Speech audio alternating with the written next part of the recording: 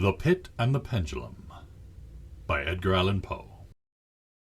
Impia tortorum longos hectorba furores, sanguinis innocuae non satieta aluit. Sospite nunc patria, fracto nunc funeris antro, mors ubi dira fuit vita solusque patente. Quatrain composed for the gates of a market to be erected upon the site of the Jacobin Club House at Paris. I was sick unto death with that long agony, and when they at length unbound me and I was permitted to sit, I felt that my senses were leaving me.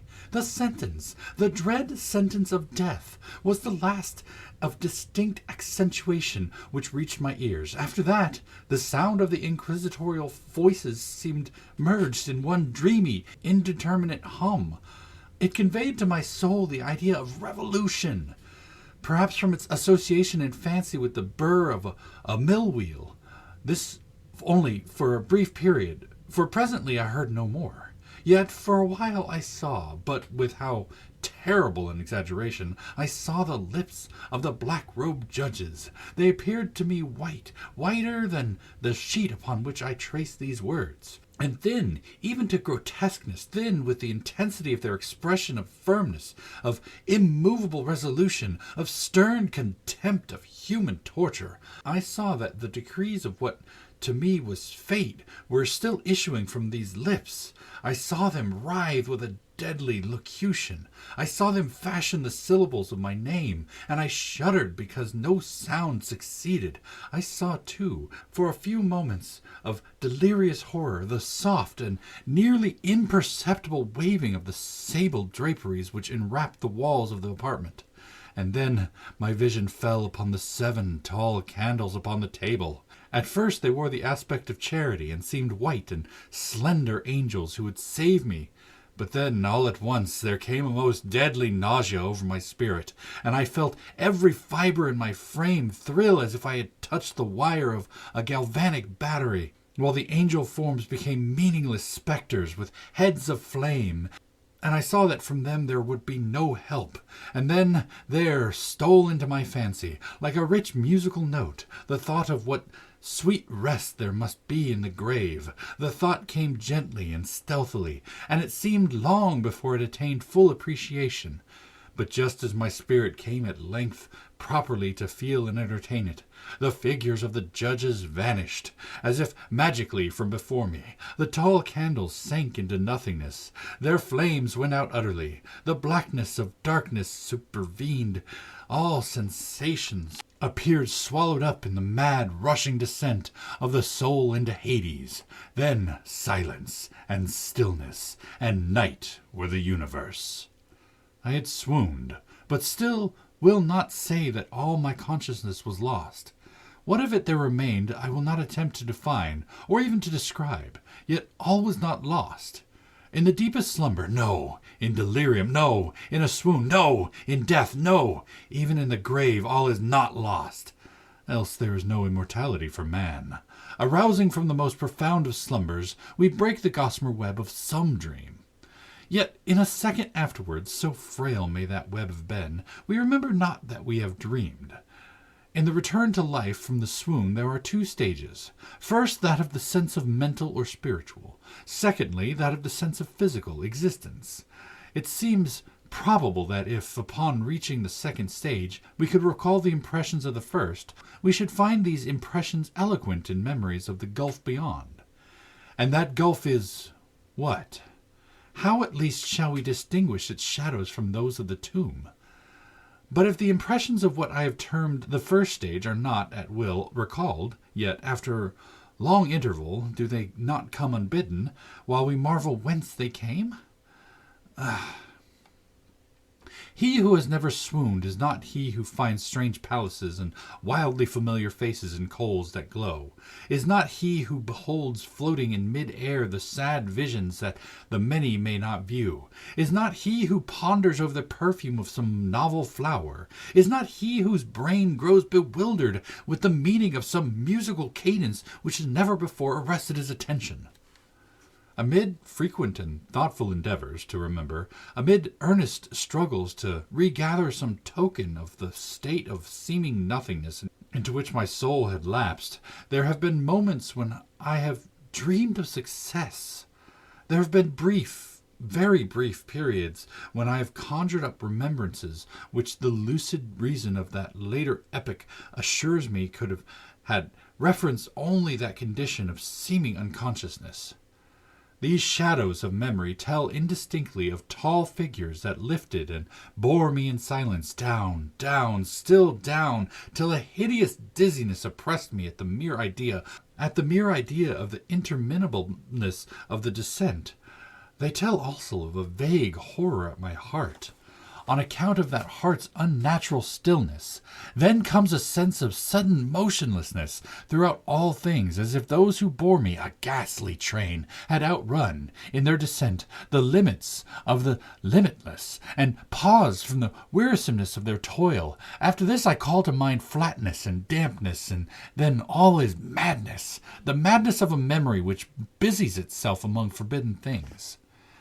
Very suddenly there came back to my soul motion and sound, the tumultuous motion of the heart, and, in my ears, the sound of its beating. Then a pause in which all is blank.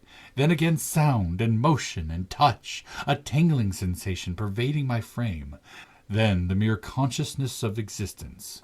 Without thought, a condition which lasted long.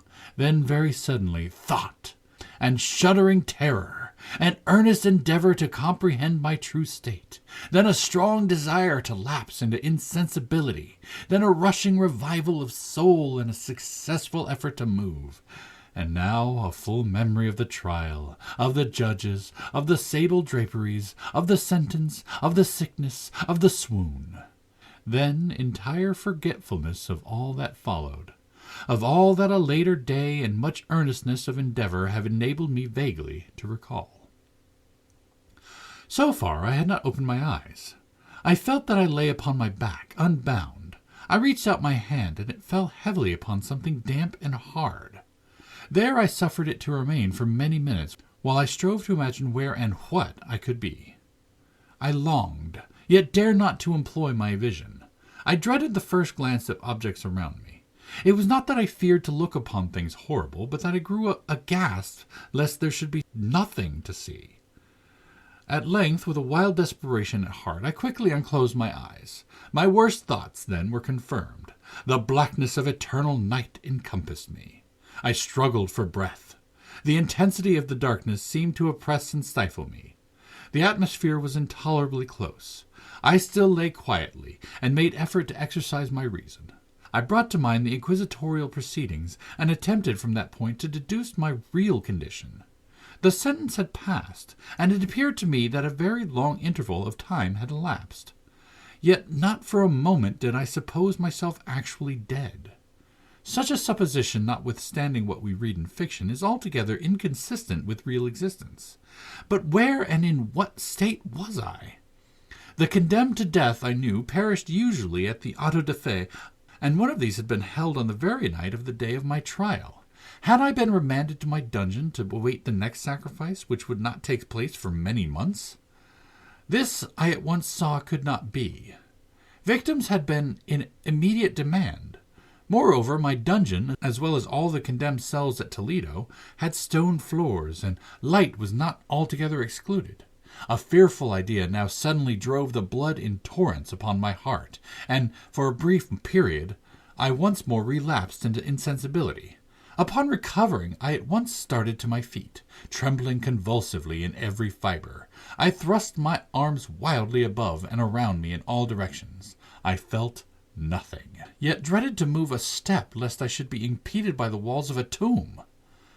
Perspiration burst from every pore and stood in cold big beads upon my forehead. The agony of suspense grew at length intolerable, and I cautiously moved forward, with my arms extended and my eyes straining from their sockets, in the hope of catching some faint ray of light. I proceeded for many paces, but still all was blackness and vacancy. I breathed more freely. It seemed evident that mine was not, at least, the most hideous of fates. And now, as I still continued to step cautiously onward, there came thronging upon my recollection 1,000 vague rumors of the horrors of Toledo. Of the dungeon there had been strange things narrated. Fables I had always deemed them, strange and too ghastly to repeat, save in a whisper. Was I left to perish of starvation in this subterranean world of darkness, or what fate, perhaps even more fearful, awaited me? That the result would be death, and a death of more than customary bitterness, I knew too well the character of my judges to doubt. The mode and the hour were all that occupied or distracted me. My outstretched hands at length encountered some solid obstruction. It was a wall, seemingly of stone masonry, very smooth, slimy, and cold. I followed it up, stepping with all the careful distrust with which certain antique narratives had inspired me. This process, however, afforded me no means of ascertaining the dimensions of my dungeon, as I might make its circuit and return to the point whence I set out, without being aware of the fact. So perfectly uniform seemed the wall. I therefore sought the knife which had been in my pocket when led into the inquisitorial chamber. But it was gone. My clothes had been exchanged for a wrapper of coarse serge. I had thought of forcing the blade in some minute crevice of the masonry, so as to identify my point of departure. The difficulty, nevertheless, was but trivial, although in the disorder of my fancy it seemed at first insuperable. I tore a part of the hem of the robe and placed the fragment at full length and at right angles to the wall. In groping my way around the prison, I could not fail to encounter this rag upon completing the circuit. So, at least, I thought. But I had not counted upon the extent of the dungeon, or upon my own weakness. The ground was moist and slippery. I staggered onward for some time when I stumbled and fell. My excessive fatigue induced me to remain prostrate, and sleep soon overtook me as I lay. Upon awaking and stretching forth an arm, I found beside me a loaf and a pitcher of water. I was too much exhausted to reflect upon the circumstance, but ate and drank with avidity. Shortly afterward I resumed my tour around the prison, and with much toil came at last upon the fragment of the serge. Up to the period when I fell, I counted 52 paces, and, upon resuming my walk, I had counted 48 more, when I arrived at the rag. There were in all, then, 100 paces, and admitting 2 paces to the yard, I presumed the dungeon to be 50 yards in circuit. I had met, however, with many angles in the wall, and thus I could form no guess at the shape of the vault, for the vault I could not help supposing it to be. I had little object, certainly no hope, in these researches, but a vague curiosity prompted me to continue them. Quitting the wall, I resolved to cross the area of the enclosure. At first I proceeded with extreme caution, for the floor, although seemingly of solid material, was treacherous with slime. At length, however, I took courage, and did not hesitate to step firmly, endeavoring to cross in as direct a line as possible. I had advanced some 10 or 12 paces in this manner, when the remnant of the torn hem of my robe became entangled between my legs. I stepped on it and fell violently on my face. In the confusion attending my fall, I did not immediately apprehend of a somewhat startling circumstance, which yet, in a few seconds afterwards, and while I still lay prostrate, arrested my attention. It was this. My chin rested upon the floor of the prison, but my lips, and the upper portion of my head, although seemingly at a less elevation than my chin, touched nothing. At the same time my forehead seemed bathed in a clammy vapor, and the peculiar smell of decayed fungus arose to my nostrils. I put my arm forward and shuddered to find that I had fallen at the very brink of a circular pit, whose extent, of course, I had no means of ascertaining at the moment. Groping about the masonry just below the margin, I succeeded in dislodging a small fragment, and let it fall into the abyss. For many seconds I hearkened to its reverberation as it dashed against the sides of the chasm in its descent. At length there was a sullen plunge into water, succeeded by loud echoes. At the same moment there came a sound resembling the quick opening and as rapid closing of a door overhead, while a faint gleam of light flashed suddenly through the gloom, and as suddenly faded away. I saw clearly the doom which had been prepared for me, and congratulated myself upon the timely accident for which I had escaped. Another step before my fall, and the world had seen me no more, and the death just avoided was of the very character which I had regarded as fabulous and frivolous in the tales respecting the Inquisition. To the victims of its tyranny, there was the choice of death with its direst physical agonies, or death with its most hideous moral horrors. I had been reserved for the latter. By long suffering my nerves had been unstrung, until I trembled at the sound of my own voice, and had become in every respect a fitting subject for the species of torture which awaited me. Shaking in every limb, I groped my way back to the wall, resolving there to perish rather than risk the terrors of the wells, of which my imagination now pictured many in various positions about the dungeon. In other conditions of mind, I might have had the courage to end my misery at once, by a plunge into one of those abysses. But now I was the veriest of cowards. Neither could I forget that I had read of these pits, that the sudden extinction of life formed no part of their most horrible plan. Agitation of spirit kept me awake for many long hours, but at length I again slumbered. Upon arousing, I found by my side, as before, a loaf and a pitcher of water. A burning thirst consumed me, and I emptied the vessel at a draught. It must have been drugged, for scarcely had I drunk before I became irresistibly drowsy. A deep sleep fell upon me, a sleep like that of death. How long it lasted, of course, I know not, but when once again I unclosed my eyes, the objects around me were visible, by a wild sulphurous luster, the origin of which I could not at first determine. I was enabled to see the extent and aspect of the prison. In its size I had been greatly mistaken. The whole circuit of the walls did not exceed 25 yards. For some minutes this fact occasioned me a world of vain trouble. Vain indeed, for what could be of less importance, under the terrible circumstances which environed me, than the mere dimensions of my dungeon?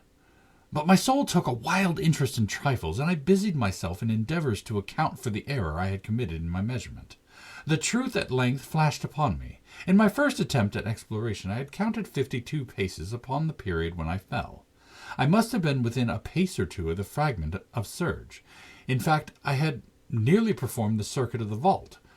I then slept, and upon waking I must have returned upon my steps, thus supposing the circuit nearly double what it actually was. My confusion of mind prevented me from observing that I began my tour with the wall to the left and ended with the wall to the right. I had been deceived, too, in respect to the shape of the enclosure. In feeling my way I had found many angles, and thus deduced an idea of great irregularity, so potent in the effect of total darkness upon one arousing from lethargy or sleep. The angles were simply those of a few slight depressions or niches at odd intervals. The general shape of the prison was square. What I had taken for masonry seemed now to be iron or some other metal in huge plates, whose sutures or joints occasioned the depression. The entire surface of this metallic enclosure was rudely daubed in all the hideous and repulsive devices in which the charnel superstition of the monks had given rise. The figures of fiends in aspects of menace with skeleton forms, and other more really fearful images, overspread and disfigured the walls. I observed that the outlines of these monstrosities were sufficiently distinct, but that the colors seemed faded and blurred, as if from the effects of a damp atmosphere. I now noticed the floor, too, which was of stone. In the center yawned the circular pit from whose jaws I had escaped, but it was the only one in the dungeon. All this I saw indistinctly and by much effort, for my personal condition had been greatly changed during slumber. I now lay upon my back, and at full length, on a species of low framework of wood. To this I was securely bound by a long strap, resembling a circingle. It passed in many convolutions about my limbs and body, leaving at liberty only my head and my left arm to such extent that I could, by dint of much exertion, supply myself with food from an earthen dish which lay by my side on the floor. I saw to my horror that the pitcher had been removed. I say to my horror, for I was consumed with intolerable thirst. This thirst it appeared to be the design of my prosecutors to stimulate, for the food in the dish was meat, pungently seasoned. Looking upward, I surveyed the ceiling of my prison. It was some 30 or 40 feet overhead, and constructed much as the side walls. In one of its panels, a very singular figure riveted my whole attention. It was the painted figure of Time, as he is commonly represented. save that in lieu of the scythe he held what, at a casual glance, I supposed to be the pictured image of a huge pendulum, such as we see on antique clocks. There was something, however, in the appearance of this machine which caused me to regard it more attentively.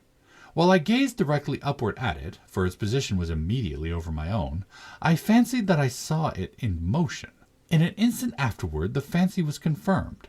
Its sweep was brief, and of course slow. I watched it for some minutes, somewhat in fear, but more in wonder. Wearied at length with observing its dull movements, I turned my eyes upon the other objects in the cell. A slight noise attracted my notice, and, looking to the floor, I saw several enormous rats traversing it. They had issued from the well, which lay just within view of my right. Even then, while I gazed, they came up in troops, hurriedly, with ravenous eyes, allured by the scent of the meat. From this it required much effort and attention to scare them away. It might have been half an hour, perhaps even an hour, for I could take but imperfect note of time, before I again cast my eyes upward. What I then saw confounded and amazed me. The sweep of the pendulum had increased in extent by nearly a yard. As a natural consequence, its velocity was also much greater. But what mainly disturbed me was the idea that it had perceptibly descended.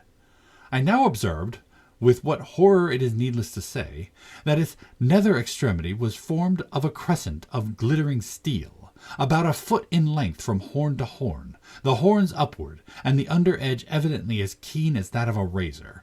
Like a razor also, it seemed massy and heavy, tapering from edge into a solid broad structure above. It was appended to a weighty rod of brass, and the whole hissed as it swung through the air.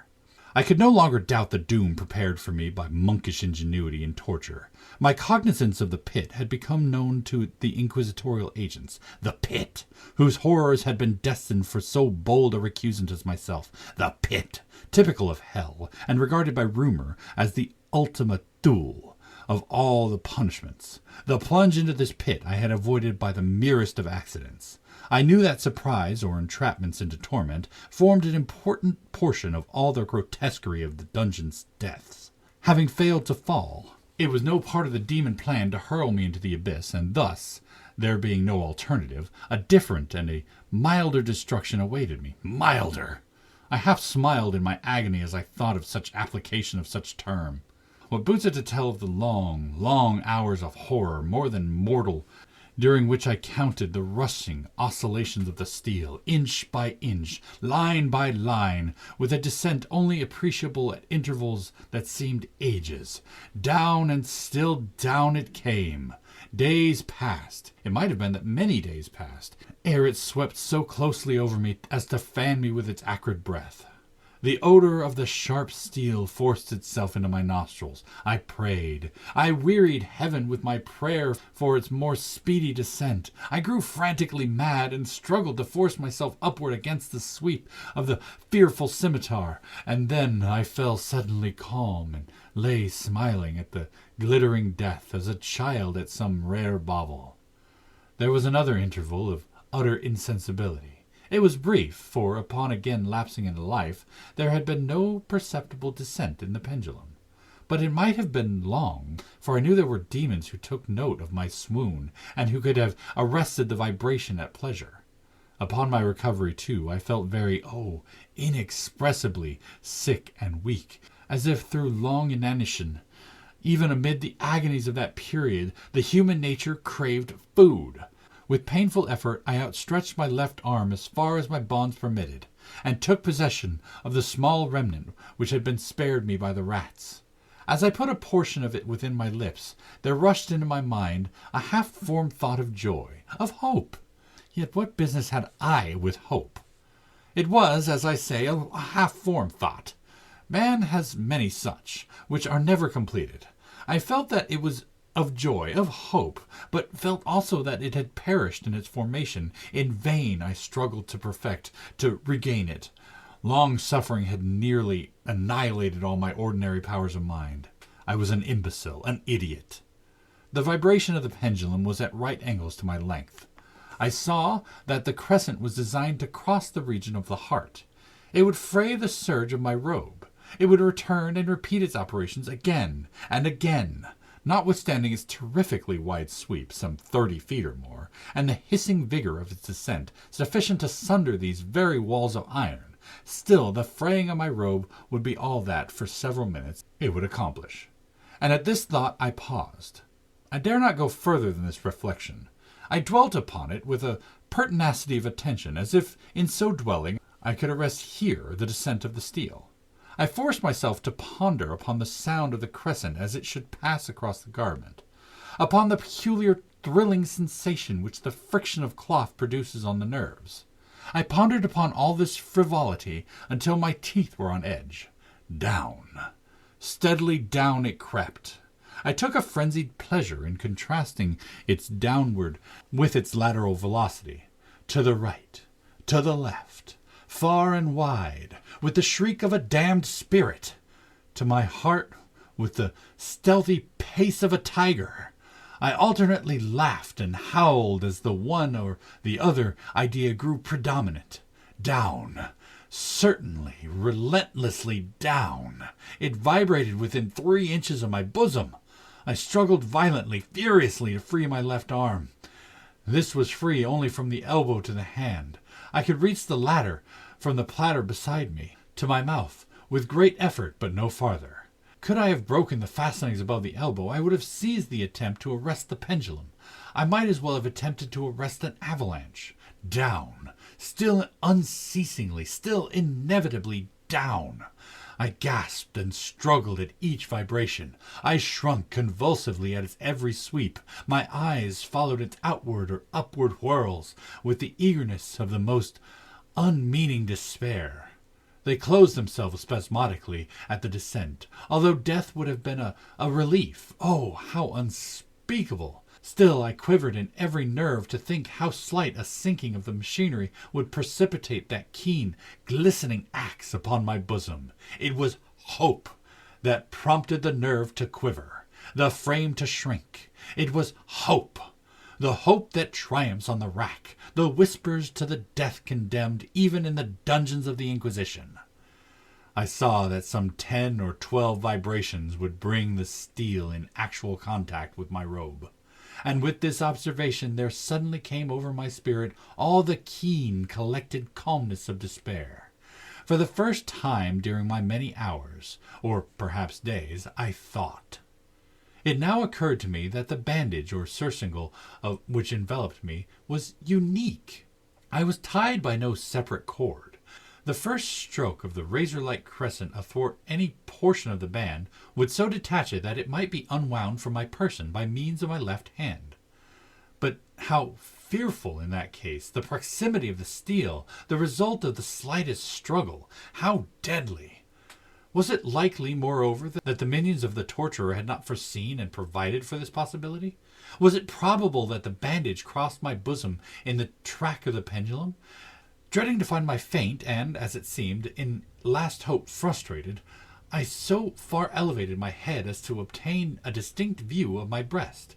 The surcingle enveloped my limbs and body close in all directions, save in the path of the destroying crescent.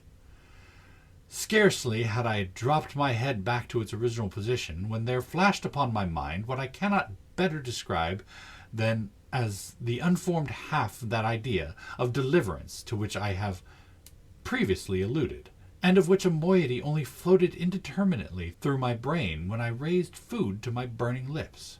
The whole thought was now present, feeble, scarcely sane, scarcely definite, but still entire. I proceeded at once, with the nervous energy of despair, to attempt its execution. For many hours the immediate vicinity of the low framework upon which I lay had been literally swarming with rats. They were wild, bold, ravenous, their red eyes glaring upon me as if they waited but for motionlessness on my part to make me their prey. To what food, I thought, have they been accustomed in the well? They had devoured, in spite of all my efforts to prevent them, all but a small remnant of the contents of the dish. I had fallen into a habitual seesaw or wave of the hand about the platter, and at length the unconscious uniformity of the movement deprived it of effect. In their voracity the vermin frequently fastened their sharp fangs in my finger. With the particles of the oily and spicy viand which now remained, I thoroughly rubbed the bandage wherever I could reach it. Then, raising my hand from the floor, I lay breathlessly still. At first, the ravenous animals were startled and terrified at the change, and the cessation of movement. They shrank alarmedly back. Many sought the well, but this was only for a moment. I had not counted in vain upon their voracity. Observing that I remained without motion, one or two of the boldest leaped upon the framework and smelt at the surcingle. This seemed the signal for a general rush. Forth from the well they hurried in fresh troops. They clung to the wood, they overran it, and leapt in hundreds upon my person. The measured movement of the pendulum disturbed them not. Avoiding its strokes, they busied themselves with the anointed bandage. They pressed, they swarmed upon me in ever-accumulating heaps. They writhed upon my throat, their cold lips sought my own. I was half stifled by their thronging presence. I was half stifled by their thronging pressure. Disgust, for which the world has no name, swelled my bosom and chilled with a heavy clamminess my heart. Yet 1 minute, and I felt that the struggle would be over. Plainly I perceived the loosening of the bandage. I knew that in more than one place it must be already severed. With a more than human resolution, I lay still. Nor had I erred in my calculations, nor had I endured in vain. I at length felt that I was free. The surcingle hung in ribbons from my body, but the stroke of the pendulum already pressed upon my bosom. It had divided the serge of the robe. It had cut through the linen beneath. Twice again it swung, and a sharp sense of pain shot through every nerve. But the moment of escape had arrived. At a wave of my hand, my deliverers hurried tumultuously away. With a steady movement, cautious, sidelong, shrinking, and slow, I slid from the embrace of the bandage, and beyond the reach of the scimitar. For the moment, at last, I was free. Free, and in the grasp of the Inquisition. I had scarcely stepped from my wooden bed of horror upon the stone floor of my prison, when the motion of the hellish machine ceased, and I beheld it drawn up, by some invisible force, through the ceiling. This was a lesson which I took desperately to heart. My every motion was undoubtedly watched. Free! I had but escaped death in one form of agony, to be delivered unto worse than death in some other. With that thought I rolled my eyes nervously around on the barriers of iron that hemmed me in. Something unusual, some change which at first I could not appreciate distinctly, it was obvious, had taken place in the apartment. For many minutes of a dreamy and trembling abstraction, I busied myself in vain, unconnected conjecture. During this period I became aware, for the first time, of the origin of the sulphurous light which illuminated the cell. It proceeded from a fissure about half an inch in width, extending entirely around the prison at the base of the walls, which thus appeared, and were completely separated from the floor. I endeavored, but of course in vain, to look through the aperture. As I arose from the attempt, the mystery of the alteration in the chamber broke at once upon my understanding. I have observed that, although the outlines of the figures upon the walls were sufficiently distinct, yet the colors seemed blurred and indefinite. These colors had now assumed, and were momentarily assuming, a startling and most intense brilliancy, that gave to the spectral and fiendish portraitures an aspect that might have thrilled even firmer nerves than my own. Demon eyes of a wild and ghastly vivacity glared upon me in 1,000 directions, where none had been visible before, and gleamed with the lurid luster of a fire that I could not force my imagination to regard as unreal. Unreal! Even while I breathed there came to my nostrils the breath of the vapor of heated iron. A suffocating odor pervaded the prison. A deeper glow settled each moment in the eyes that stared at my agonies. A richer tint of crimson diffused itself over the pictured horrors of blood. I panted. I gasped for breath. There could be no doubt of the design of my tormentors. Oh, most unrelenting! Oh, most demoniac of men! I shrank from the glowing metal to the center of the cell. Amid the thought of the fiery destruction that impeded, the idea of the coolness of the well came over my soul like a balm. I rushed to its deadly brink. I threw my restraining vision below. The glare from the enkindled roof illuminated its inmost recesses. Yet, for a wild moment, did my spirit refuse to comprehend the meaning of what I saw. At length it forced me. It wrestled its way into my soul. It burned itself upon my shuddering reason. Oh, for a voice to speak! Oh, horror! Oh, any horror but this! With a shriek, I rushed from the margin and buried my face in my hands, weeping bitterly. The heat rapidly increased, and once again I looked up, shuddering as with a fit of ague. There had been a second change in the cell, and now the change was obvious in the form. As before, it was in vain that I at first endeavored to appreciate or understand what was taking place. But not long was I left in doubt. The inquisitorial vengeance had been hurried by my twofold escape, and there was to be no more dallying with the king of terrors. The room had been square. I saw that 2 of its iron angles were now acute, 2 consequently obtuse. The fearful difference quickly increased with a low rumbling or moaning sound.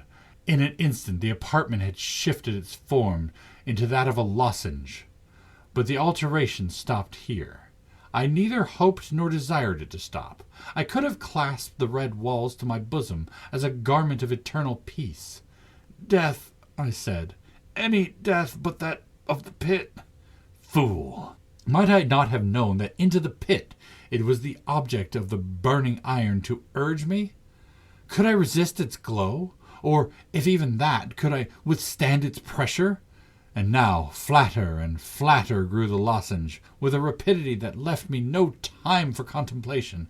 Its center, and of course its greatest width, came just over the yawning gulf. I shrank back, but the closing walls pressed me resistlessly onward. At length, for my seared and writhing body, there was no longer an inch of foothold on the firm floor of the prison. I struggled no more, but the agony of my soul found vent in one long and final scream of despair. I felt that I tottered upon the brink. I averted my eyes. There was a discordant hum of human voices.